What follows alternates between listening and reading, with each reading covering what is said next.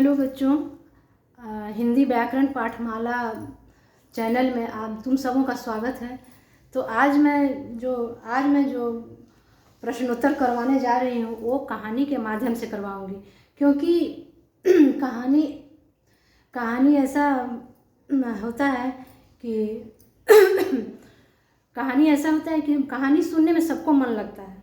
कहानी सुनने में सबको मन लगता है, तो जो काम मन से होता है, दिल से होता है, इच्छा से होता है, तो वो काम अच्छा होता है। तो सबसे पहले मैं आपको छोटी सी कहानी सुनाऊंगी और कहानी के माध्यम से ही आप सबों को प्रश्न उत्तर कराऊंगी। तो देखिए, आज इस कहानी का शीर्षक क्या है। इस कहानी का शीर्षक है ध्रुव है। तो जो कि ध्रुव आज भी हमारे सौर मंडल में एक चमकते तारे की तरह विराजमान है। तो ध्रुव की कहानी एक छोटी सी कहानी है। उस कहानी में ही आपको प्रश्नोत्तर मिल जाएगा, और ऐसे प्रश्नोत्तर करने में हर बच्चों को मुश्किल लगता है। तो क्यों ना हम सोचें कि क्यों ना कहानियों को समझा करके, कहानी बता करके बच्चों को सिखाया जाए, ताकि प्रश्नोत्तर याद करने में मुश्किल ना हो। तो बहुत सैकड़ों समय पूर्व की बात है। क्या है? सैकड़ों समय पूर्व की बात है। एक राजा थे। राजा का नाम था उतानपाद। उनकी दो स्त्रियां थीं। एक का नाम था सुनीति और दूसरे का नाम था सुरुचि। पहले वाली का नाम था सुनीति और दूसरे वाली का, छोटी वाली का नाम था सुरुचि। तो उन दोनों से सुनीति से एक पुत्र थे और सुरुचि से भी एक पुत्र थे। तो सुनीति के पुत्र का नाम था ध्रुव और सुरुचि के पुत्र का नाम था उत्तम। तो एक दिन की बात है, राजा उतानपाद अपने राजगद्दी पर बैठे हुए थे, और दोनों बालक खेलते खेलते अपने पिता की गोद में बैठे हुए थे। तो यहाँ पर जब उनकी माताजी आई, छोटी वाली माताजी आई, सुरुचि आई, तो उतानपाद के गोद में, अपने राजा उतानपाद के गोद में ध्रुव को बैठे देख करके आग बबूले उठे। इसलिए आग बबूले हो उठी क्योंकि वो जो थी सो अपने सौतेले बेटा को कम मानती थी। तो और राजा जो उतानपाद भी थे, अपनी दूसरी पत्नी को ज़्यादा मानते थे और पहली वाली पत्नी को कम मानते थे।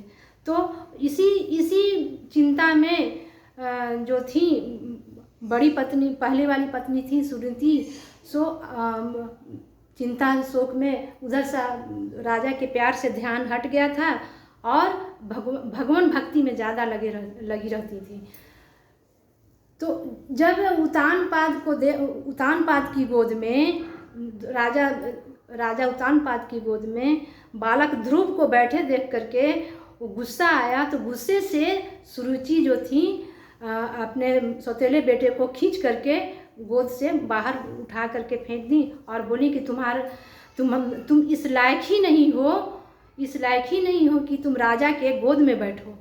तो तुम इस लायक नहीं हो। बस इतना जो सुने बालक ध्रुव जो इतना सुने, रोते रोते अपनी माँ के पास जाते हैं और माँ से कहते हैं कि माँ, हमें क्या कमी है जो मेरी माँ, छोटी माँ, हमको अपने पिता की गोद से धुतकार करके उतार दिया है। तो बोली उनकी माताजी बालक ध्रुव की माताजी बोलती हैं कि हम लोग को भागी ऐसा खोटा है जो भगवान हम लोग को इस खुशी को देने लायक नहीं है। तो बोलते हैं कि भगवान से ही हम जाकर पूछते हैं। बालक ध्रुव कहते हैं कि भगवान से ही हम जाकर के पूछते हैं कि हम लोग का भाग ऐसा क्यों बनाया है। बस रोते रोते वो जंगल की ओर जाने लगे। जंगल में जब जाने लगे बालक ध्रुव, तो बीच रास्ते में उन्हें 7 ऋषि मिलते हैं। तो 7 ऋषि ने बालक से जंगल जाने का कारण पूछते हैं कि इतनी छोटी सी अवस्था में आप जंगल क्यों जा रहे हैं। तो बालक ध्रुव का कहना था, अपनी सारी बात बताएं। बोले कि मैं भगवान से पूछने जा रहा हूँ कि हम लोगों का भाग इतना छोटा क्यों बनाए हैं। तो सब जो सातों ऋषि थे सब बालक ध्रुव को भगवान विष्णु की पूजा कर प्रसन्न करने की सलाह दी। तो जाकर के जंगल में बालक ध्रुव तपस्या करने लगे, प्रार्थना करने लगे, तपस्या करने लगे। तो तपस्या करते करते बहुत सारा समय बीत गया। तो राजा उत्तानपाद अपनी दोनों पत्नियों के साथ जा कर के बालक ध्रुव को मनाने लगे। लेकिन और जो उनकी छोटी माता थी सुरुचि जो थी, वो भी बहुत बालक से क्षमा मांगती हैं, लेकिन बालक अपने तपस्या के अडिग रहते हैं और लाख मनाने पर भी वापस नहीं लौटते हैं। जब उनकी तपस्या करते करते करते भगवान विष्णु प्रसन्न हो गए तो सामने बालक के सामने प्रकट होते हैं। तो कारण पूछते हैं कि तपस्या का कारण पूछते हैं। बालक बताते हैं कि मेरी तपस्या का यही कारण है। और भगवान को सामने देख करके बालक की बिल्कुल सारी इच्छा समाप्त हो जाती है। बस इतना ही कहते हैं कि मैं आपसे यही मांगती हूँ आशीर्वाद कि आप हमेशा मुझे अपने काम में लगाइए और अपनी भक्ति प्रदान कीजिए। भगवान विष्णु कहते हैं, यम वस्तु अब तुम अपने अडिग बुद्धि के कारण अपनी तपस्या में अडिग रहे हो, इसलिए तुम आकाश में हमेशा अडिग रह करके हमेशा चमकते रहोगे और साथ में जो तुम्हें भक्ति के मार्ग दिखाए हैं सप्त ऋषि, वो भी साथ में रहेंगे और साथ में तुम्हारी माता सुनीति भी साथ में रहेंगी। तो बच्चों, आप लोग को समझ में आया होगा, क्या समझ में आया होगा कि राजा का नाम क्या था? उत्तानपाद। उनकी पत्नियों का क्या नाम था? तो एक का नाम सुनीति और दूसरे का नाम सुरुचि। उनके 2 पुत्र थे, एक का नाम पहली वाली से एक का नाम क्या था? ध्रुव, और दूसरे का नाम क्या था? उत्तम। तो इस प्रकार पात्र हो गए, पात्रों का नाम हो गया, पात्र का नाम क्लियर हो गया। अब जो सौर मंडल में जो हम लोग देखते हैं, सौर मंडल में जो तारे चमकते हुए तारे दिखते हैं रात में, और उनके साथ एक छोटा चमकता हुआ तारा है। और तुम लोग देखते होगे रात में कि सप्त ऋषि का नाम सुनते होगे अपने दादी नानी से, चाहे बुक में भी मिलता है पढ़ने के लिए। तो सप्त ऋषि का नाम सुनते होगे। तो सप्त ऋषि वही सप्त ऋषि हैं जो बालक ध्रुव के साथ साथ रहते हैं, चक्कर काटते रहते हैं। और साथ में उनकी माता, जो एक छोटे से तारे चमकते हुए तारे रहते हैं बगल में, वो उनकी माता है सुनीति।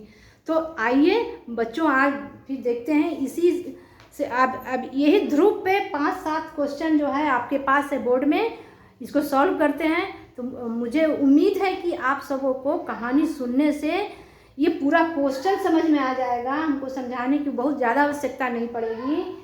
तो देखते हैं पहला क्वेश्चन क्या है। तो पहला क्वेश्चन, राजा उत्तानपाद कौन थे?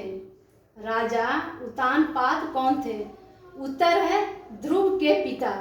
उत्तर क्या है? ध्रुव के पिता। 7 ऋषियों ने ध्रुव की क्या सहायता की? 7 ऋषियों ने ध्रुव की क्या सहायता की? तो उत्तर है इसका भगवान विष्णु की प्रसन्न करने का उपाय बताया। थर्ड क्वेश्चन है, ध्रुव तारे के साथ कौन कौन है? उत्तर है सप्त ऋषि और माता सुनीति। क्वेश्चन नंबर 4 है, किस घटना के कारण ध्रुव तपस्या करने लगा? तो उत्तर है पिता की गोद से सौतेली मां के हटाने के कारण। क्वेश्चन नंबर 5 है, भगवान ने ध्रुव को क्या आशीर्वाद दिया? उत्तर है सदा आकाश में अटल रहकर जगमगाते रहोगे। अब क्वेश्चन नंबर 6 है, राजा उत्तानपाद की बड़ी रानी का क्या नाम था? क्या नाम था? तो उत्तर है सुनीति। अब क्वेश्चन नंबर 7 है, ध्रुव के सौतेले भाई का क्या नाम था? ध्रुव के सौतेले भाई का क्या नाम था? तो उत्तर है उत्तम।